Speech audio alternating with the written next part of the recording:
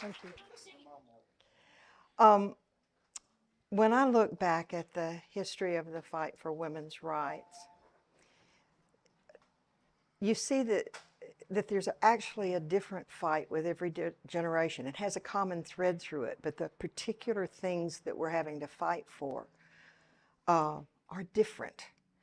And sometimes we're having to fight the same thing again and again, but the generation has its own issues.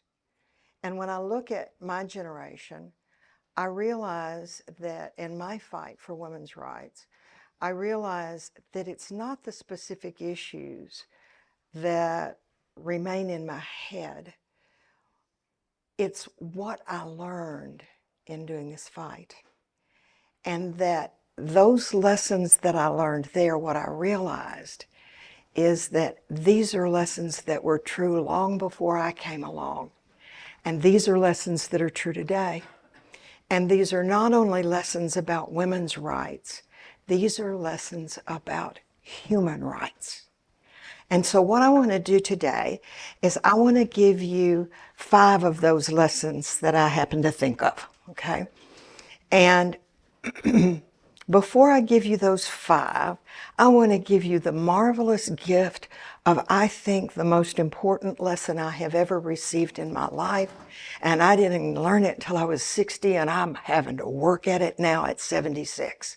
And that is, we teach people how to treat us.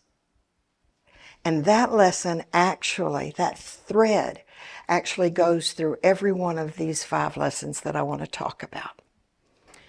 Lesson 1. I'm 19 years old. I'm working my way through college. I need money. I take a night shift job in a factory. On the application for that job is the question, if female, when did you have your last period? I am mortified. I'm looking to see if anybody is seeing me answer this question. I am so shaken up. How rude, how personal. What I am not is I am not recognizing that that is a discriminatory question toward me as a woman. Why didn't I recognize that? Because I'm 19 years old and that I have bought that prepared, hand-me-down life view that I was taught by my parents, by my government, by my religion, by the whole society that I lived in. And I bought it. I didn't know any other way.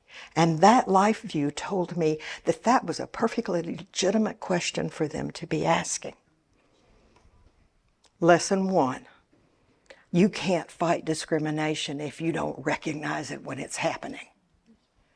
And to me, the process of becoming an adult begins when you take that hand-me-down life view and you go, this doesn't fit, this is wrong, throw that out. And you take this one and say, that's good, that's rich, that's me. And the problem is that you don't get to do that overnight. You will be doing that until the day you die. Because sometimes you looked at something in your 30s and said, that's right. And then you realize in your 60s, oh my God, how could I have been so blind? It is a constant reiteration of learning what's happening out in the real world and what do I believe.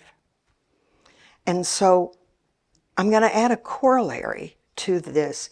You can't fight discrimination if you don't recognize it. And that is, you're going to look real stupid fighting discrimination if you're discriminating against someone else about something else.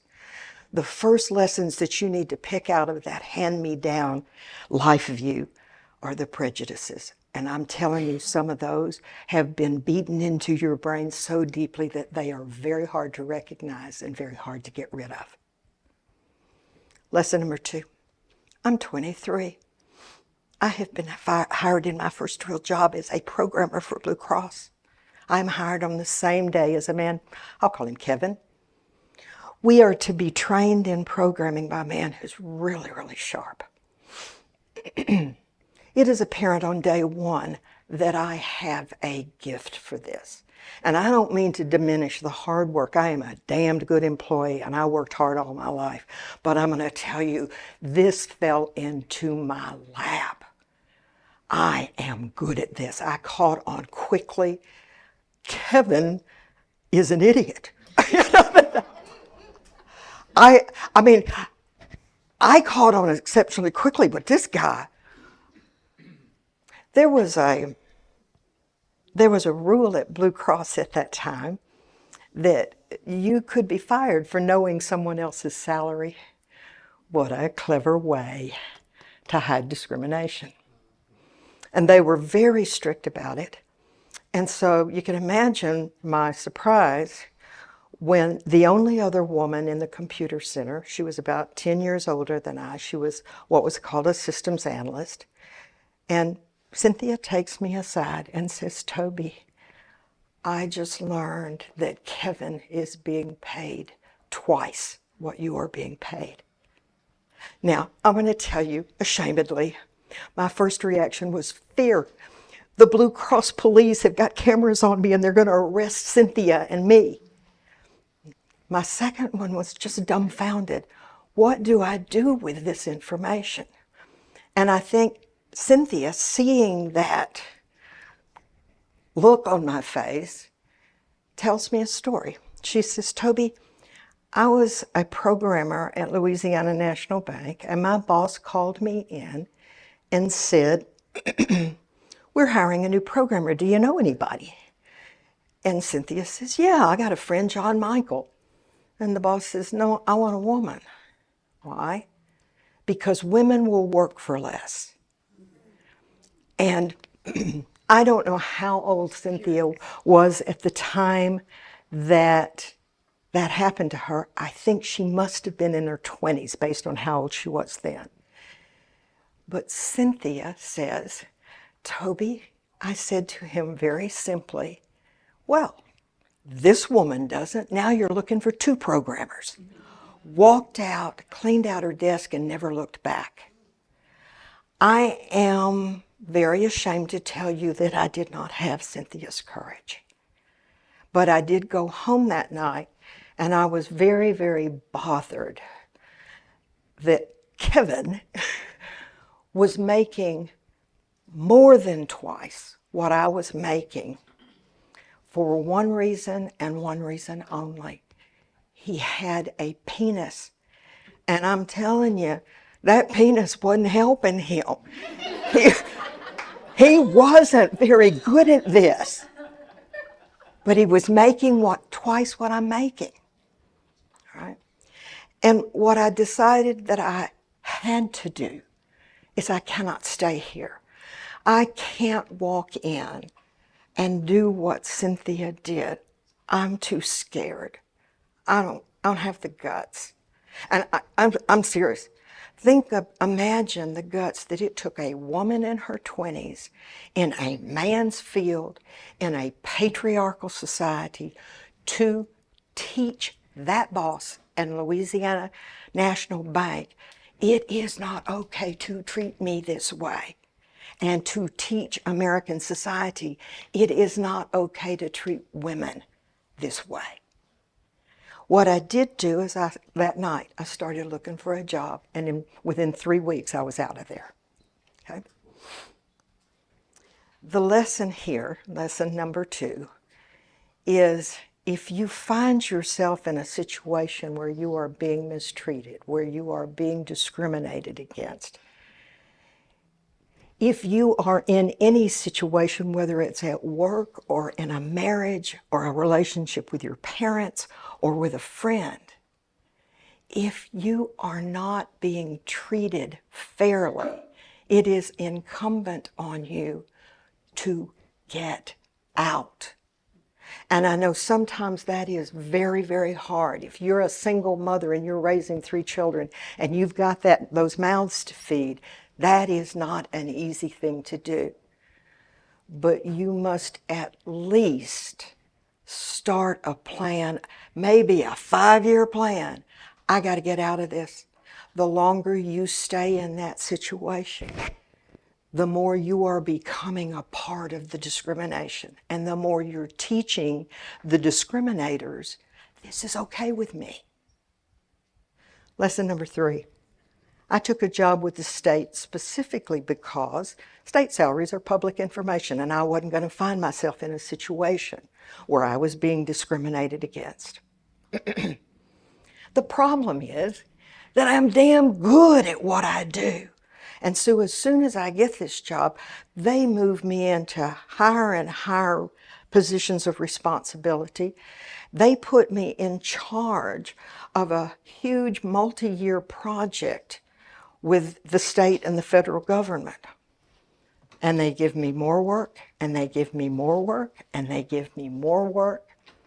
And the general thinking is, by management, if you got a woman that works real hard, you can put whatever you want to on her, she will do it. And was I clever enough to realize this? No, because they would call me, I would get calls from the computer center in the middle of the night saying, Tobey, so-and-so program's not working, you need to get over here and fix it. And I would say, that's Paul's program, call Paul. And they finally told me, no, Tobey, management told us to call you because you could fix it faster. I was so proud. I'm the best one. I'm going in at crazy hours. I'm doing other people's work. But look at me. I was not really realizing this is another form of discrimination. Now, what happened, I was a salaried employee, so I did not get paid overtime for this. I earned time and a half paid vacation. But you can't take vacation if you're running a 3-year project with the federal government. Oh, you want more money? I wanted a vacation. Coincidentally, well, lesson number 3, discrimination comes in a lot of different forms, and sometimes it's really subtle. And sometimes they dress it up with all these little pretty flowers that make you not notice that you are being discriminated against. Meantime, my roommate at the time worked in the personnel department of Louisiana State University. And the head of the computer center comes to her and says, I hear you've got a roommate who is a programmer systems analyst, which is what I was, and the best one. And she says, yeah. He says, well, bring her in. We really need somebody. I tell her, I don't want a new job, I want a vacation. If I start a new job, I have to build up vacation time. I want a vacation. She comes in finally one day and says, Tobey, he is going to drive me crazy. Go in for the interview, turn down the job, and get him off my back. So I did. And so for the first time, I'm going into an interview for a job I don't want. And what that does is that frees me up to be me, Tobey. I know my skills, I know my downsides, I know who I am. And so I was more cavalier and casual in that interview than I have ever been in my life. And when these 3 men, the director and 2 assistant directors, are men in their 50s, and when they finally got around to that inevitable question of, well, how do we know you're not going to have babies and leave us in a lurch? Literally, leave us in a lurch. Cynthia came out in me. I finally found that place in myself, the courage. And I very simply said, well, honestly, I am unable to have children. While any one of the 3 of you could injure your back tonight and be out for 3 months, so it looks like in this situation, I'm the better bet. I said that in a job interview. I mean, literally. Now, I would like, well, and when they asked me, Cynthia came out again, when they said, when could you start? If we gave you the job, when could you start? I said, well, this is the 2nd week in August, And I need to give at least 2 weeks' notice. And that'll bring us to the first week in September. And I'm taking a vacation the first week of September if I have to be unemployed to do it. That night they called me. They offered me the job at more money than they had quoted that day.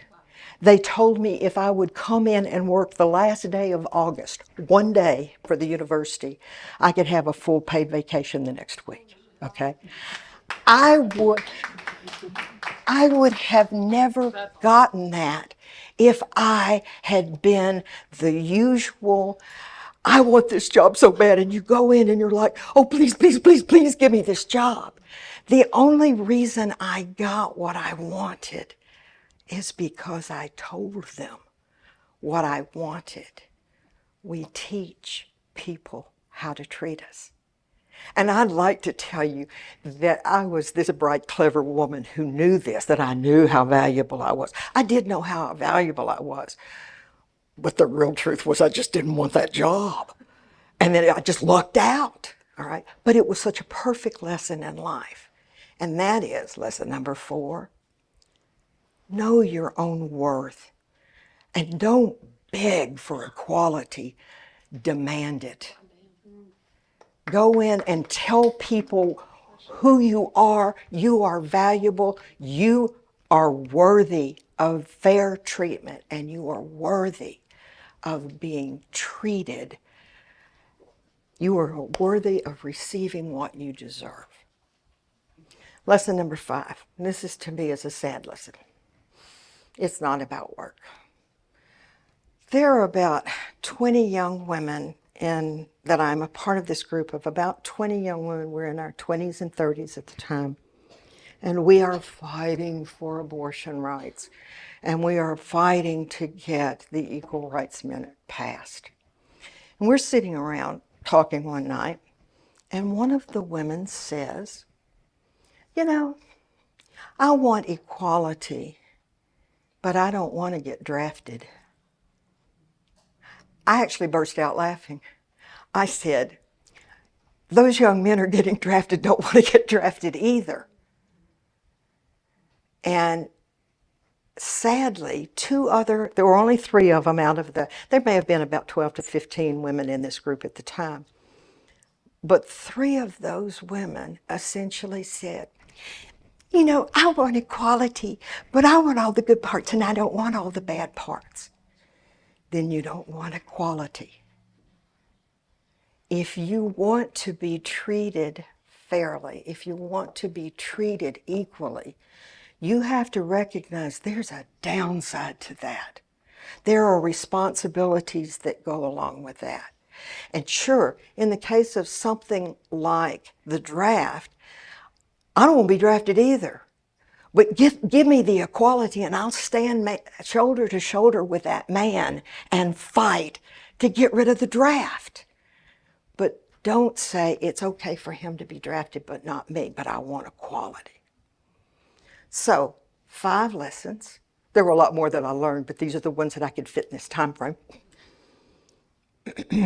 You can't fight discrimination if you don't recognize it. Number 2, if you're being discriminated against in any way, you need to get out of that. Otherwise, you're participating in the discrimination yourself. Number 3, discrimination takes a whole lot of shapes and sizes, and sometimes it's colored over and it's hard to see. Number 4, you deserve fair treatment. Let that be known. And number 5, if you're going to insist on equality, you better be willing to take the downside of it too. Now, I first mentioned that life lesson about we teach people how to treat us. And I'm going to tell you, everybody here, young, old, male, female, cis, whatever, you are teaching people every day how to treat you. And I don't care whether you're talking about work, I don't care if you're talking about a relationship with your parents, with your friends, with your spouse. You are teaching all of those people how you should be treated. And if you allow yourself to be mistreated, you are teaching them that that's okay. And in fact, with whatever personal fight you have with fair treatment, whether it's about race, gender, identity, whatever, if you are being treated unfairly and you are seeing somebody being treated unfairly and you allow that to happen, you're teaching society that it is okay to treat that individual that way. If you're fighting for women's rights, you better be teaching in your personal life that women deserve to be treated fairly. And if you're fighting for women's rights, you better be teaching society that women deserve fair treatment.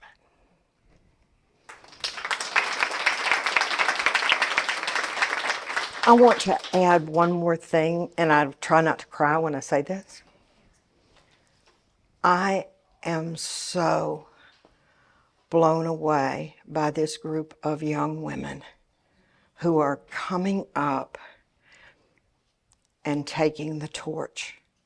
I have to tell you that we older folks, and you'll find out when it happens to you, we can't march as long, we can't stand as long, we can't do as much. And what we don't want to see happen is that torch just drop and burn out. And now I know that's not going to happen. Thank you.